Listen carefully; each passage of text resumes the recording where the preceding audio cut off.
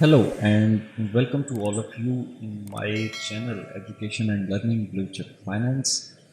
And in this particular video, we are going to discuss one new topic after ratios and proportion. And this one topic is called metrics. और दो books को हम follow करेंगे. एक business mathematics written by Mohammad Abdullah और दूसरी book है Nadeem Akhtar Siddiqui and Tariq Ali Khan. तो सबसे पहले हम मोहम्मद अब्दुल्ला की बुक जो है उसको फॉलो करते हुए उसकी जो मैट्रिक्स से रिलेटेड एक्सरसाइज है उसको हम डिस्कस करेंगे. तो स्टार्ट करते हैं जी. इसका जो एक्सरसाइज सेक्शन ए है उसमें जो फर्स्ट वन क्वेश्चन है वो है state the order of each of the following matrices. तो सबसे पहले थोड़ी सी बात मैट्रिक्स के बारे में करते जाएं कि मैट्रिक्स को हम यूज़ करते हैं वेरिएबल्स को फाइंड आउट करने के लिए. वेरिएबल्स क्या हैं? X, y, z, p, q, r, ये तमाम आपके वेरिएबल्स हैं. तो इसको हम मैट्रिक्स के अंदर दो मेथड हैं. एक क्रैमर रूल यूज़ होता है, दूसरा मेथड इनवर्स मेथड यूज़ होता है कैलकुलेट करने के लिए ओवरऑल. और एक और मेथड भी है जो कि मैट्रिक्स के अंदर नहीं बल्कि इससे हट गया और वो है साइमल्टेनियस लीनियर इक्वेशंस का मेथड. लेकिन इस पर्टिकुलर टॉपिक के अंदर हम जस्ट मैट्रिक्स के अंदर रहेंगे और ये आप देखेंगे कि स्टार्ट के अंदर बड़े छोटे छोटे क्वेश्चंस होंगे जिसमें इनफैक्ट आपको मैट्रिक्स से मुतारिफ करवाया जाता है.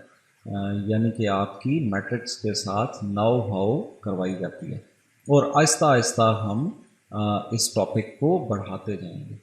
तो यहाँ पे जो फर्स्ट क्वेश्चन है वो है state the order of each of the following matrices. तो मैट्रिक्स के अंदर याद रखें कि ये सिंपल ये इस तरीके से ये रोज़ कंसिडर की जाती हैं और इनको कॉलम कंसिडर किया जाता है.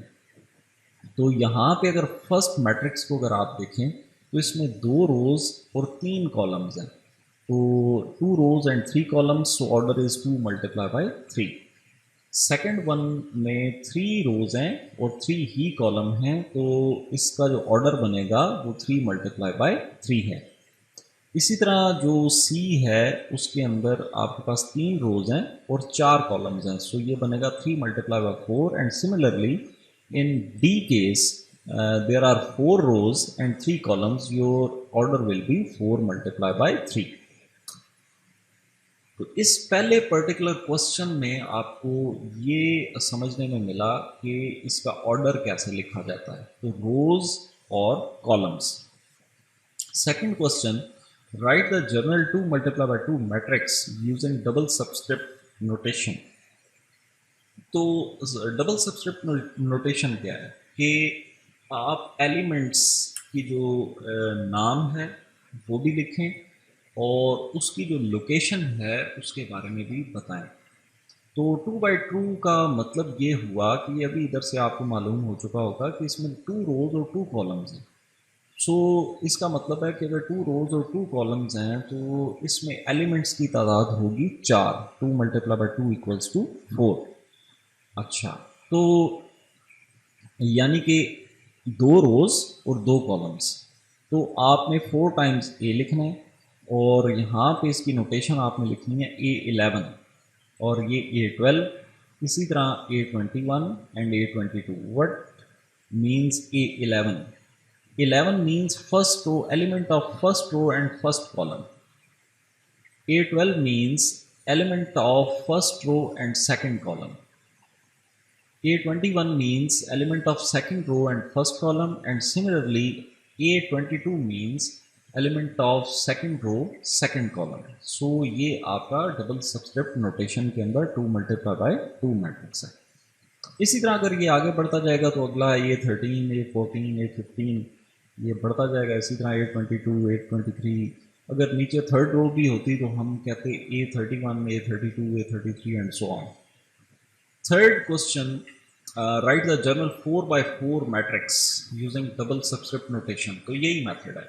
4 रोज 4 कॉलम्स, यानी कि 4 मल्टीप्लाई बाय 4 16, तो 16 एलिमेंट्स आपके पास होने चाहिए यहाँ पे।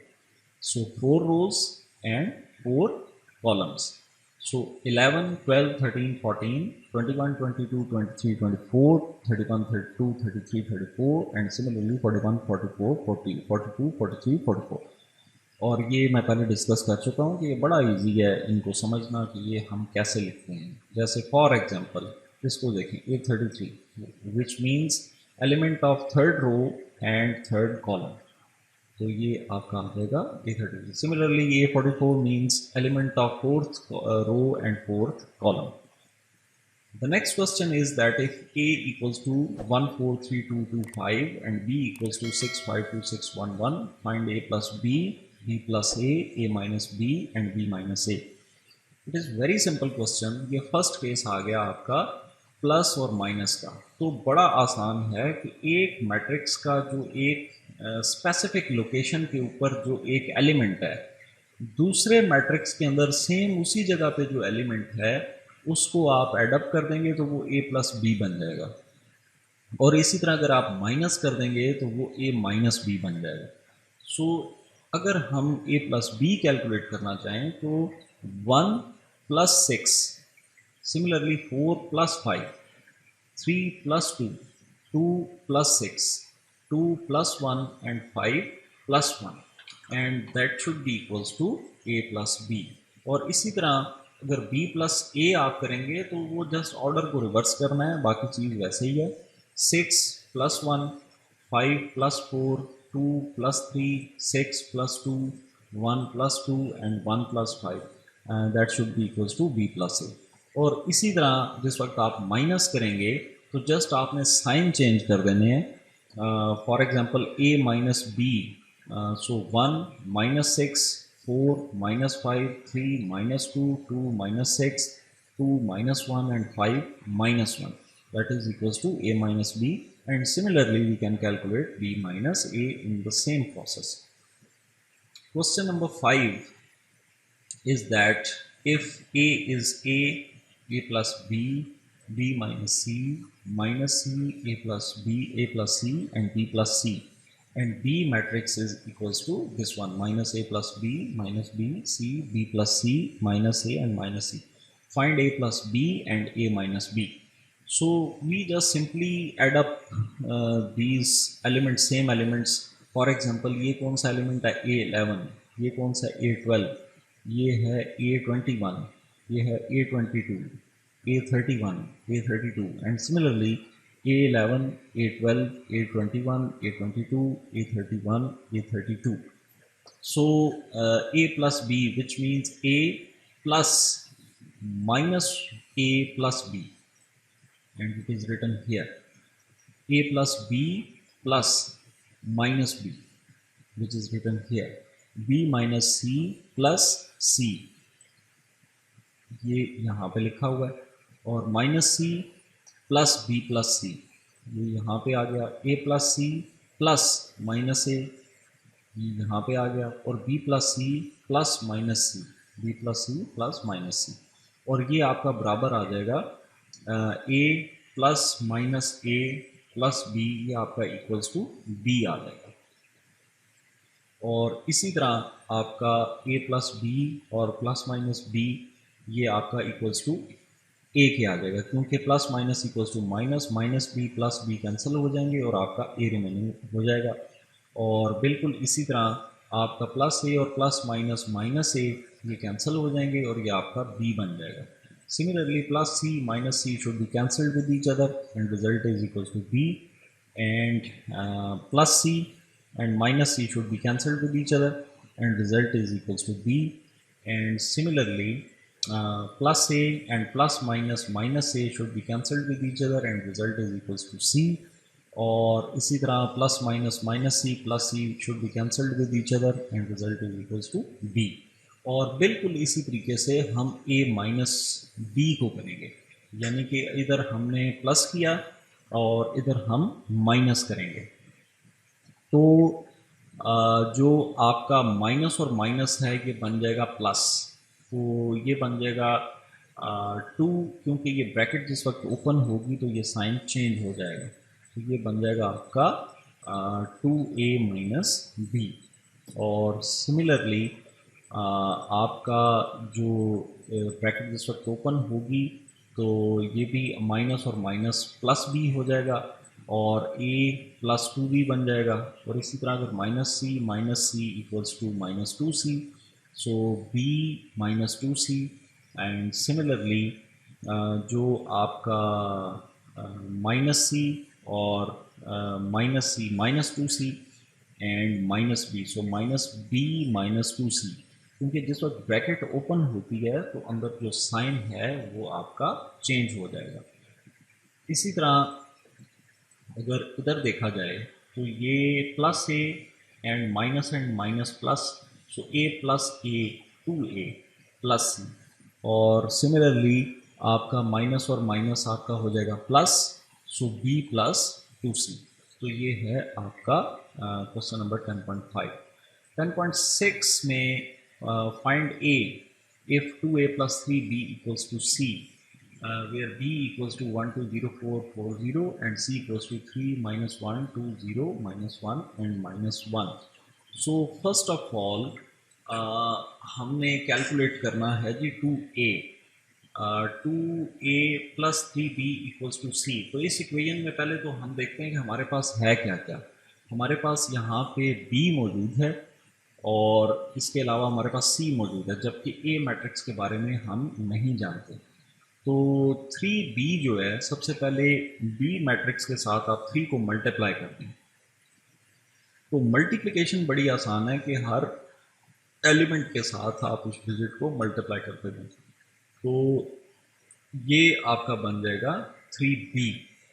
तो b आपका है जी 1 2 0 4 4 0। 1 multiply by 3 equals to 3, 2 multiply by 3 equals to 6, 0 multiply by 3 equals to 0, 4 multiplied by 3 equals to 12, 4 multiplied by 3 equals to 12 and 0 multiplied by 3 equals to 0। so that is equals to 3b। और इसके बाद हमारे पास c हमारे पास मौजूद है, तो हमारे पास इस इक्वेशन की ये दो चीज़ें आ चुकी हैं। तो 2a plus 3b equals to c। और अगर इसको हम सिंप्लीफाई करें, क्योंकि हमने मालूम करना है a को, तो अगर हम इसको सिंप्लीफाई करें तो ये plus 3b when it goes to the other side of the equation it will become -3b। So c -3b, सबसे पहले हम c -3b को कैलकुलेट करते हैं। तो first element of c is 3 and first element of 3b is equals to 3।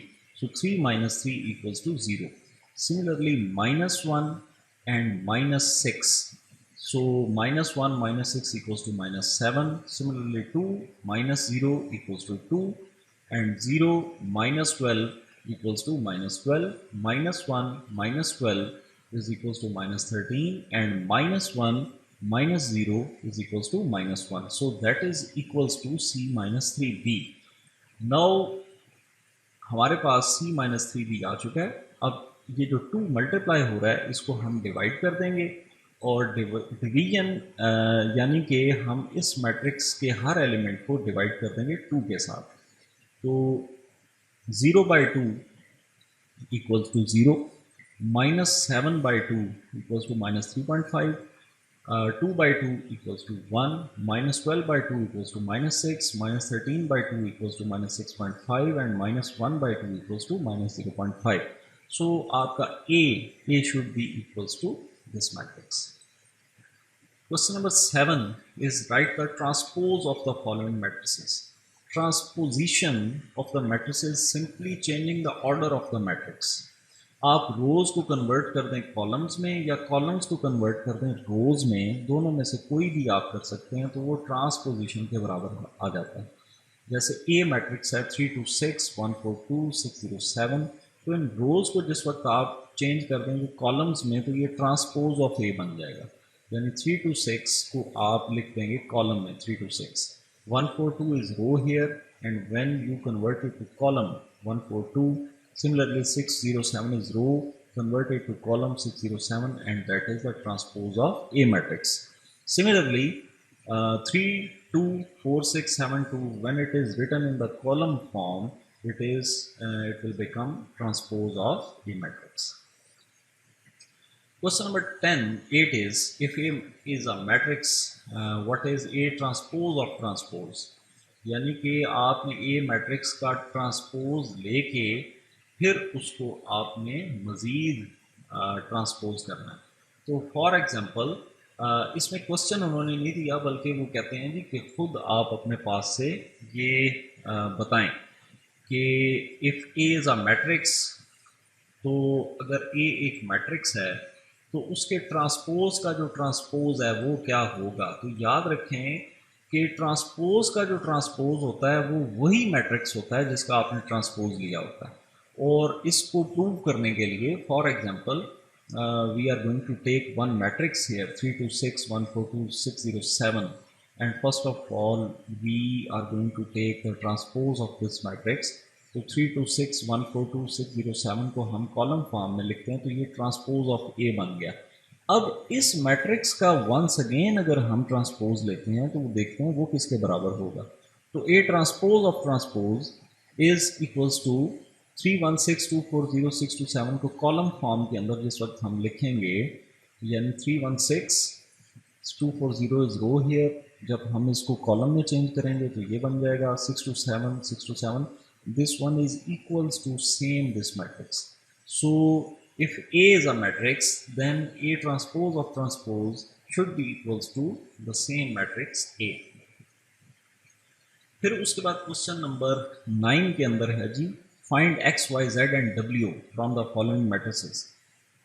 For example एक ये matrix है और ये बताया गया जी कि if this one matrix is equals to this one, then these elements should be equals to each other. For example, at the place of A11 x लिखा हुआ है यहाँ पे, तो दूसरे मैट्रिक्स में A11 की जगह पे क्या लिखा हुआ है 3, तो x जो है ये बराबर होगा 3 के, क्योंकि ये होल मैट्रिक्स इस होल मैट्रिक्स के बराबर है और इनके एलिमेंट्स और रोज भी आपस में बराबर हैं। इसी तरह अगर y को आप देखें तो इसकी लोकेशन क्या है, इसकी लोकेशन है जी A22, यानी कि element of second row and second column. तो सेम इसी जगह पे दूसरे मैट्रिक्स में क्या लिखा हुआ है 2, तो y should be equals to 2, and similarly A23 is z, so in the second matrix what is the digit at the place of A23 3, so z should be equals to 3. Similarly w should be equals to 4. और इस matrix के अंदर अगर हम देखें कि this one is equals to this one, then x should be equals to 4, y should be equals to 1 and z should be equals to 1. तो ये इस तरीके से आप इसको सॉल्व करेंगे। और क्वेश्चन नंबर 10 के अंदर solve for x, y and z if the sum of these two matrices equals to this matrix. So first of all, we just sum up these two matrices. So x plus 2x is equals to 3x, y plus minus y, so plus minus equals to minus, so y minus y equals to 0, and y plus 3y equals to 4y, and z plus minus 4z, plus minus equals to minus, so z minus 4z equals to minus 3z. So now these two matrices are equals to this one. So 3x 0 4y minus 3z equals to 6 0 8 9. और अब यहाँ पे same वही चीज़ apply होगी जो अभी हमने last question में डिस्कस किया। 3x should be equals to 6, 4y should be equals to 8 and minus 3z should be equals to 9. तो इनको पहले हमने इक्वेशन फॉर्म के अंदर लिख लिया। तो 3x इक्वल्स टू 6, तो यहाँ पे 3 it is multiplying here with x, when it goes to the other side of the equation it will be divided. So x equals to 2 and 0 equals to 0 and 4y equals to 8. 4 is multiplying here, when it goes to the other side of the equation it will be divided by 8 and result is 2. Similarly minus 3z equals to 9. So z should be equals to minus 9 by 3 and the result is minus 3. सो ये थे जी आपके पहले उसके 10 questions, और next coming videos के अंदर हम जो आगे आने वाले क्वेश्चंस हैं उनको डिस्कस करेंगे। तब तक इनकी प्रैक्टिस कीजिए। Stay blessed, take care of yourself and other person around you. Thank you.